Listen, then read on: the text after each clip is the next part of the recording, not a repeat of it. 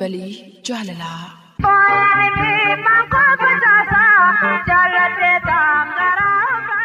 Nageenyi keenya kan kabajaa fi jaalalaa warreen raadiyoo OBN saaqattanii qophii dambalii jaalalaa dhaggeeffachuuf qophooftanii jirtan maraafuu bakkuma isin jirtanitti sinaa qaqqabuu isiniin jenna. Kun qophii dambalii jaalalaa torbanitti yeroo kana isiniif dhiyaatudha. Qophii dambalii jaalalaa OBN irraati yeroo kana torbaniin isiniif dhiyaatu dhaggeeffachuudhaaf warreen OBN banattanii jirtan hundi keessaniyyuu kunoo qophiin isin eeggachaa jirtan eegalee jira isiniin jenna.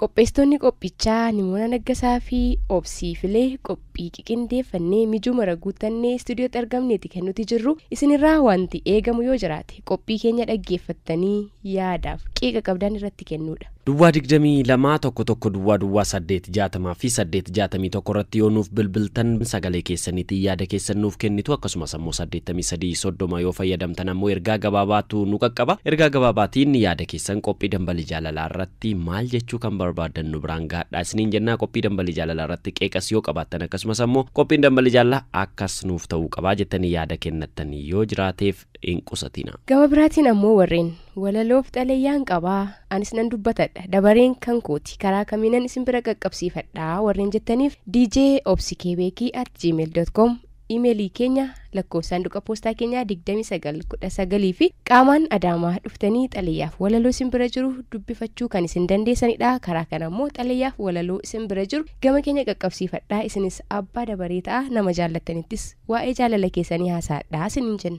Kun raadiyoo OBN dha. Qophii dambalii jaalalaati. Qophii dambalii jaalalaa kan ittiin eegallu sirba jaalalaa tokko qopheeffanneerra. Sirbichi kunooti sirba nuuf affeeramaa qophiilee keenya hafaniif ammoo si'oominaan nu eegaa nu waliin turaan affeerraa keenya kabajaati.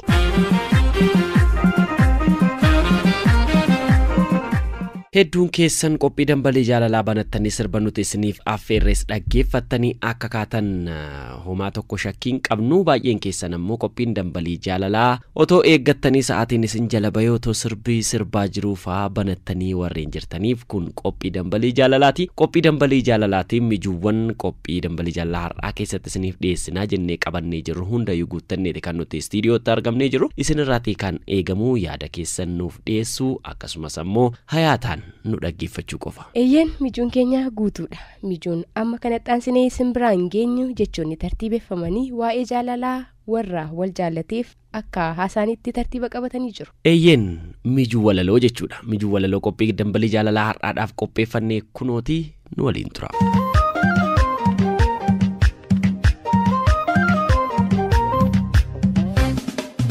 Yaa'een deessaa yaada koo arfaasaa roobni roobee bona bubbeen bubbisee awwaara dachee ol kaasu ija kee keessa laalaa ani oolee bubbulus anaan dharraa nan baasu guyyaanis dhufee darbee aduun lixxee yoo baatu qabee tanaan sagaalaa anaan jaalala keetu gollee onnee koo yoomuu jaalala kee lallaba yaada keen booji'ameen argaa kan keef gaggaba si dhabnaan fayyaan qabu an kufeen ofiin caba yaanni kan koo yeelalee faana kan kee hordofa daawaan dhukkuba kootii mala kan biraan qabu fayyisaan koo si qofa anoo halkaniif guyyaa yaada keen fannifameen gaaddidduu kee hordofa oolee yogguun bubbulus rafee yommuun dammaquus kanan yaadu si qofa qalbii kootu si faanaa halkan guyyaa na fiigsa tiruuf somba koo waadee jaalalli kee na miidheetu onnee qulqulluu dhiigsa bokkaa yandeessee roobu nyaadhee dhugee osoo hin quufuu keessi koo si dheebuta bokkaa yandeessee roobu ana hongeen na waada inni natti hin argamu naan yaada keeti na waada ilaamee haboonaa koo ilaa abbaanaa tookoo ani yaada kan kee malee dhukkuba maaliin qaba siif jechaam kanan aaduu an jaalala kee malee fala biraan barbaadu gammachuudhaaf tapha keen keessi kan koo hiikama yoon of biraa si dhabu qalbiitu na jeeqama kan natti tolu tarii yoo ati naaf jiraatte maal naatoo qabeessa koo osoo anaaf rifatte dhukkuba jaalalaatiif daawaa sirrii naaf taate akkan hedduu si yaadus osoo anaaf hubatte akkan hedduu si hawwus osoo anaaf hubatte silaa boqotte turte qalbiin kiyya siif jecha kan waadamtee gubatte. Simbira lafa bareekotu wachache simbira. naatoo qabeettii namaa diimtuu kaarruun balbalaa ciisus boqonnaan qabu yaaduma keen daldalaa yeroon yaadeessi dhabuu maddii kotu hir'ataa shokiif shokokii malee laphee kotu bir'ataa beektuu safuu hawaasaa bashaasha koyaashoolee sin argaa laata jedheen karaa gabaarra oolee irreen jaalala keetiin irratti of aangeessee kan biraa akka laalleef agartuu ko daangeessee mi'aan gorora keetiis erga qalbii ko mo'ee dallaa ba'ee dhufuudhaaf akka bofaattan lo'ee xiinxaleensi filadhe akkuma faaya mormaa gurri kos nan dhaga'u shiraaf odeessa ormaa addunyaa kana irraas anaaf hin qabdu qixxee onnee kiyya tarsaastee walakkeessa saalixxee ija ko dura deemee simboo kan kenna raasaa obomboleettii caalee lafarraa ol na kaasaa hidhiin keessatti ta'e humna harkisa dachee gorora kee dhandhamnaan miira keessa na galchee dhibbee kumeesin jedhu biliyeena naaf caalta siif jedhee eelus cabus na wal'aanta na yaalta kudhaama jaalala koo sittan kennadha qabdii sin jaalladha naan jedhii meenatti horii abdii na duraa biliqistaa akka abaaboo birraa fooliin jaalala dhugaa daran urgaawa sirraa sin argiin gaafan turu na urgufatee sookoo dhibbantaa dhibba guutuu qabatteetta keessoo koo halkan irriba keessaa maqaa kee ka'een waamaa yandoon araada keetii yoomuma narraa caamaa morma keerra marama hawwataadha kuulli kee ifa biiftuu fakkaata bakkalchuma fuulli kee qal'inni mudhii keetis akkuma mudhii soonsaa hidda koo keessa deemee na dhoowwateera obsa na dhiitee na kabalaa akka sirna abbaa hirree fidee dura koo qaba fiilmii lafarra hin jirre qaama koo hollachiisaa akka rooba arfaasaa humna nagaa naan kennu morma qabee na raasaa naqamtee jirta jennaan naanna'een dhufe leeqaa jaalala keetiif jedhee argeem rakkina meeqaa akka nama dhoksaadhaan meeshaa waraanaa kuusee poolisiin jaalala kee mana hidhaana buuse siif lafa hundan ga'eem akka bubbeef qilleensaa ormiif sumaaf na jibbaa akka ilmoo bineensaa ati daawwitii kootiimsi keessattan of argaa yeroon sitti dhiyaadhu gubataa konnaaf margaa ati naaf kennaa kooti hiree kiyya ganamaa balballi onnee kootii gaadidduu keen banamaa ati naaf burtukaana foolii koo sit urgeessaa filannoo biraan qabu boorii koof sit murteessaa kanaaf calaqqiftuu koo akka callee fi warqii sidhamnaan nan maraadha miila na ta'a harkii arjoomeessiin naaf kenne uumaan miidhagsee shoogee na duraa sin fudhatu eenyuyyuu dabaloogee sin eega sin kunuunsaa akka shiinii banqaaquu takkaa ergan carroomee deebi'ee sinan kaakuu.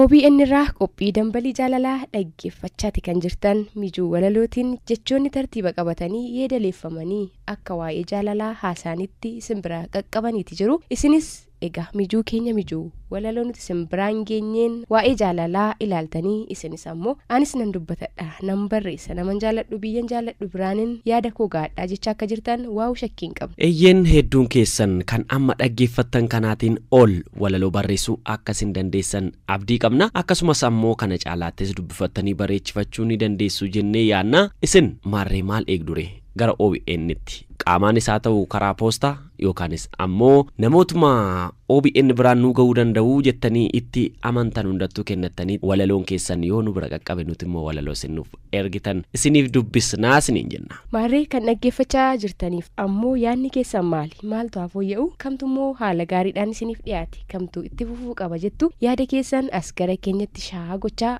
nu waliin turaa isiniin jenna ammallee mijuu sinawwiidhaan eeggattan tokko farkaa qabna. Eeyyeen warreen yaada keessan xuruurfattanii yaada keessan sana immoo iskiriptoodhaan waraqaarratti imimmeessitanii imimmaan iskiriptoo keessaniitiin ammoo yaada keessan ibsitanii nama jaallattaniif biyya jaallattaniif akkasumas ammoo waan jaallattan maraafuu kan nuuf barreessitan keessaa ammoo kanneen har'aa dabaree argatan xalayaatu isiniif dhiyaachuu deema. Eeyyeen mijuun xalayaa har'aa dabaree argatan kunootii nuuf affeeramaa nu waliin turaa isiniin jenna.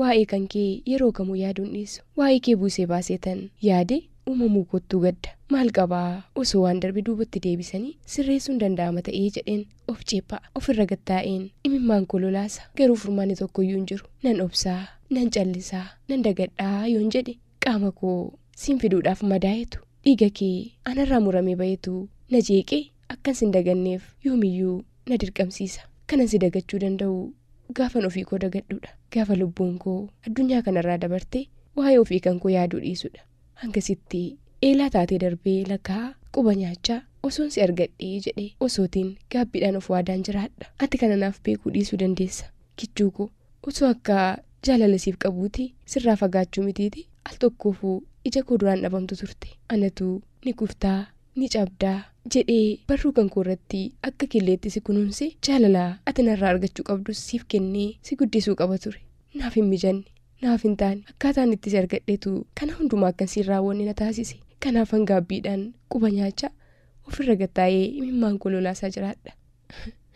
Kumeeko kuma koon siin jedhe gaafan siin argadhe madaa hedduun akka duuba jirus beekaa tilmaamaas sumatu tokkittii gootu anaaf kumadhaan siin jedhe. Tarii ilmoo dabalataa yoon argadhes akka kan keetti kan godaannisa sammuu natti taatee jaalala isheen kan laphiin koo waadamaa jiraatu ta'uu dhiisuu dandeessi.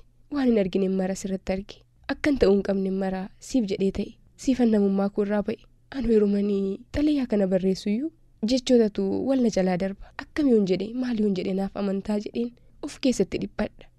Kumeeko waan hedduu sitti kaasee ofis madeessee siinis garaan madeessu garuu waan tokkon siin jedha akkanii dirqiidhaan gudeedamee siin argadhe atuu maatii koorraa dhageessee jirta. Ergasiis abdii fi amantaa maatiin kun irraa qaban anatu cabsee anatu maqaa isaanii balleessee abdii isaan irraa qabanis boollatti gatee jedheen si dhala koo kana waan hedduu irratti argee fi maatii koo akka warqeetti na kunuunsanii na guddisan irraa fagaadhee qofaa kan koo qofummaa filadhee jiraachuu murteeffadhe. Kuma koo yoomiyyuu taanaan sin jaalladha. Dhufee ijaan si argee maatii kan koo dhiifama gaafadheen siinis si kiisaa jedheen si'a baay'ee yaale garuu jajabaachuun dadhabe. Garuu waan tokkoon siin jedha ani jaalala haadhummaa siif kennuu baadhee sirraa fagaadhee hiyyummaa haadhaatiin si guddisus ati guddattee nama taateetta. Amma anaanuu nama gorsu taateetta. Garuu wanta ati naaf hin amanne tokko haadhummaa koo haalte jaalladhee si gatee hin deemne natti tolee sirraa addan baane kana naaf beeki. Yoo waaqni garaa maatii koo naaf laaffise anaan ammoo ija na jabeesse anuu suuqan itti dhokadhee jirurraa baheen dhufee siif maatii koo dhiifama gaafadha. Hangasittuu nagaan naaf jiraadha. Mar'ummaan koo yoomuu waa'ee keef raafama. Imimmaan koos takkaa qooreen beeku osoo hojjechaan jiraadha. Kana qofaa naaf beekiin siin jedha. Mucaa koo godina Shawaa Lixaa ona cobiitti argamtu kumeedhaaf an haadha kee kan sirraa fagaattee jirtu tolashiidha. Nagaan naaf jiraadha. Yaade harmeetoo na kottuu dafeetii.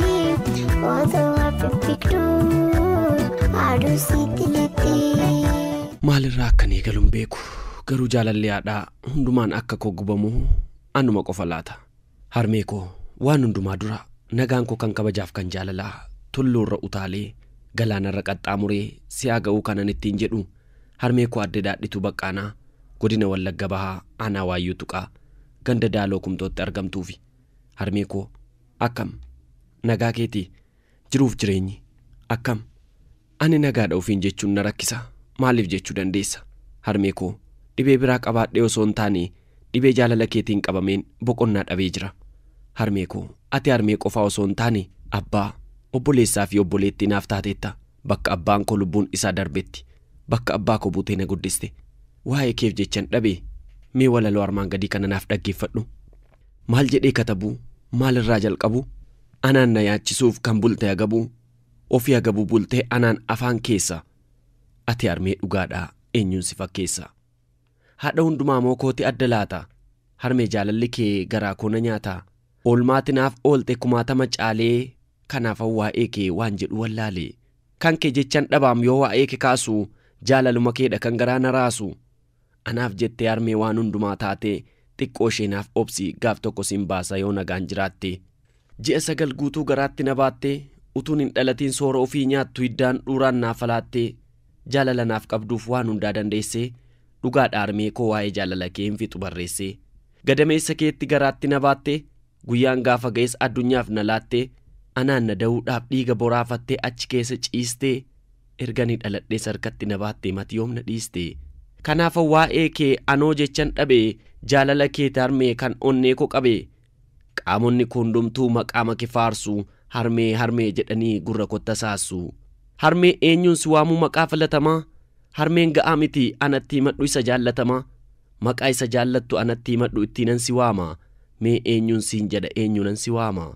Damma koo siin jedhuu damma isa mi'aawu damma siinin jedhu dammayyuu quufanii lafa isa kaa'u ati damma caaltaa dammi siin mogga'u. Loomii koo siin jedhuu loomii isa xuuxamu lakki loomii miti loomiin keessa malee alli isaan nyaatamu. Kanaaf siin moggaasu loomii dhangaggaa'aa ati loomii caaltaa loomiin akkamittiin maqaa keessiif ta'a. Warqii koo siin jedhuu isa gati jabeessa mee kamiin filata maqaa kanneen keessaa lakkii warqii wayyuu inni quba gurraaf mormarraa mul'ata. Kanaaf jechan dhabe onneen koo waa'ee kee amma dubbata. Aannan koo siin jedhu isa laphee jiisu. Lakkii aannan iyyuu quufanii isa dhiisu. Aannanis siin jedhu bullaan dhama baasa. Harmee eenyuun jedhee maqaasiif moggaasa. Yeroo abbaan kiyya lubbuun isaa darbite rakkoo koo hundumaa ija keen argite. Haadha qofaa miti bakka abbaa dhaabbatte. Booda kootiif jettee ofii kee rakkatte. Abbaan koo na duukaa utuu tattaafatu cimaan tokko dhufe duuni yoo fudhatu. Inni du'e jettee nyaara natti hin gununfine. Erga inni du'ees takkaa nan nuffine. Rakkoo kan hundumaa ofii kee dandeesse kuma naaf jiraadhu yaa harmee na deesse. Ati anaaf qaroodha qaroo agartuu koo. Banii naaf jiraadhu harmee yaatiruu koo. Ana ilma kee Shibbiruu Darajjeeti. Godina Wallagga Bahaa Aanaa Saasiggaa magaalaa Gaalloorraa.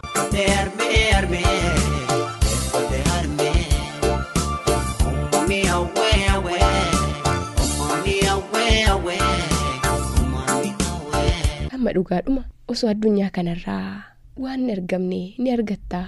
Qabeenya lakkaawame bira gahamuu hin dandeenyetu siif kennamaa jedhanii kennaan jaalala madaalu jira laata? Dhugaan jiru waan malee hin jenne kan jaalala qabu waan hunda qaba. Qabeenya qaba, mana qaba, waan hedduu qaba. Waaqni uumaa gaafa nama badhaasu jaalala dhugaa namaaf kenna. Kaan qabeenyi wanti bakkeetti ilaalanii hawwan martisaayyuu jaalalli jiraannan dhaawataan yookaan suuta argamuu danda'a. Garuu inni guddaan waaqni nama ayyaantomsee namaaf kennu jaalaladha. Nagaan koo kan kabajaa, kan jaalala, kan hogguyyuu waa'ee kee yaaddu. Ayyaanumuu isheef waaqa uumaa galateeffachaa yeroo hunda si dheebottu irraa maddite bakka ati jirtutti si haa qaqqabdu. Ani hedduu nagaa kooti. Galata waaqaa ta'uuti si yaaduu jaalala keenyaa hedduu nama hawwattu, nama inaafsistu. Anaaf sittiyyuu gaaffii taatu yoom dhugoomsine mana tokkotti waliin gallee waliin jiraannaa jedhee abjuusi waliin jiraachuu abjoochuurraan kan hafe hedduu nagaa kooti. Mootii koon siin jedha. Dhugaadhumattuu ati mootii kooti akka maqaa kee waaqaa gaditti dhimma koo hundatti darbee naaf dhiphachaa akka jaalallee yookaan hiriyyaatti osoo hin taane akka haadhaa miidhattee nama deesse, akka abbaa barruudhaa luqqa'ee nama guddise, akka obboleessaa hedduu nama jaallatuu fi akka obboleettii icciitii garaatti mataniitti waa'ee kan koof itti gaafatamummaa fudhattee na kunuunsitee natti dadhabdee na jiraachisaa jirta. Sanaafuu ergansiin qabaadhee waan hundaa qaba. Kanumaafanii kan jaalala qabu waan hunda qabaa kanan jedheefi tarii bu'aa wayii an ofii koo bahee jireenya koo mo'achuu hin dandeenye ati dhiphattee naaf mo'attee jireenya gaarii akkan jiraadhuuf naaf gumaachitee jirta. Dhugaadhumaanuu kanaaf waaqa gaditti siinan qaba. Kanaaf mootii koon siin jedha. Mootii koo maaliifi yeroo hedduu daqiiqaa hedduu fudhannee waliin taphannaa maaliif xalayyaanaaf barreessuun si barbaachisee naan jechuu dandeessa. Waan hedduun taa'ee yaada. Waan hedduu dubbiseenis haala addunyaan itti jirtu tilmaamee si ajaa'ibsiifadha. Sanuma dubbachuufani addunyaa jaalalli keessaa bade keessatti si biratti jaalalli kabaja qaba. Yeroo ammayyummaan jaalala dhugaa balleesse irratti si biratti ammoo ammayyummaa isaa jaalala dhugaa qabutu si bira jira. Kanumatu anaanis na raaje olmaa kee baasee akkan dubbadhuuf na dirqamsiise. Mootii koo silaatoo akka addunyaa kanaatti aniifatii nama nagaa wal gaafatu iyyuu hin turre. Sababiinsa ati ilma dureessaa kan baaf dhi'an beekneeti. Anammoo maatii harka qalleeyyii gidduuttan dhaladhee guddadhe. Tattaafannee waan nyaannee bulluu fi waan ittiin jireenya keenya gaggeeffannu maatii argatudha nuti. Kan kee ammoo warra ofirraa hafee nama hedduu jiraachisudha. Dhugaa jaalalaatu siif galeeraaf malee natti dhiyaattee nagaa na gaafachuun akka addunyaa ammaatti sirraan eegamu ture. Garuu sitti kun hin mul'anne. Yeroo ati gaaffii jaalalaanaaf dhiyeessites mootii aniifatti waliin arginu maal akkamittiin ta'a? Maatiin kee maal siin jedhu ati nama si fakkaattu barbaadadhu anis kan carraa kun eeggadhaa yeroon siin jedhe hedduu natti gaddite. Walitti dhufeenyi jaalalaaf qabeenyaa maal inni jettee gaaffii jabaa na gaafatte. Hangati gaaffii koo kana naaf deebistutti sirraan deemuu naan jette. Anis egaa waan natti fakkaatee hiika jaalalaan sitti hime. Ati ammoo qabeenyi waan dhufee darbu waan har'a mul'atee barbaadu waan daqiiqaa tokko keessatti yookaan guyyaa tokko keessatti balaa tasaatiin miidhamuu danda'u. Jaalalli garuu isa darbee jiraatudha. Ani jaalalan si jaalladhee qabeenyi maatii koof maatii kan kee jaalala keenya bitu kan jaalala keenya bituu danda'u. Kan jaalala keenyas jiraachisuu danda'u jaalala kan koof kan keetii. Jaalala booda waan hedduu jira kan dursuu qabu jaalaladhaan naan jette. Anis afaan na xaxameetun otoon keessatti si sodaadhu tarii na goyyomsaa laataa jedhee osoon si shakku tolleen siin jedhe. Deebii kan biraa siif laachuun filanne. Sababiinsaa jechatu afaanii na dhume waan ta'eef atis guyyaa sanarraa kaastee akka haadhaaf abbaa akka firaaf Antiitina kunuunsa qaawwaa hedduu jiruuf jireenya keessatti na mudatus naaf duuchaa har'aan nageessee jirta. Waaqaa gaditti galata argadhu. Olmaa kee deebisuu hin danda'u. Hanga hin danda'e garuu si wajjin jiraadhee siif jiraadhee si gammachiiseen jireenya koo dabarsaa jedheen waadaa siif gala. Kanaan alaa jecha hin qabu. Kaayyoon akkan har'a xaliyaa kana siif barreessu na taasisis kanuma mootii koo kan akka kee jaalala beeku kan dhugaan jaalalaa galee fi addunyaa kanarratti haa baay'atu. Ammas waadaa kanan sii galu isatti naaf taasiste hundumaa jaalalaanan sii keessa siifan jiraadha. Hangasittuu bakka jirtutti nagaan naaf ture hedduun si jaalladha sin kabaja. Ana hiriyaa kee dharraanidha. Godina Horroo Guduruu Wallaggaa magaalaa Kumbolchaarraa hiriyaa koo hedduu na jaallatu magaalaa Finfinneetti kan argamu mootii Tasammaatiif.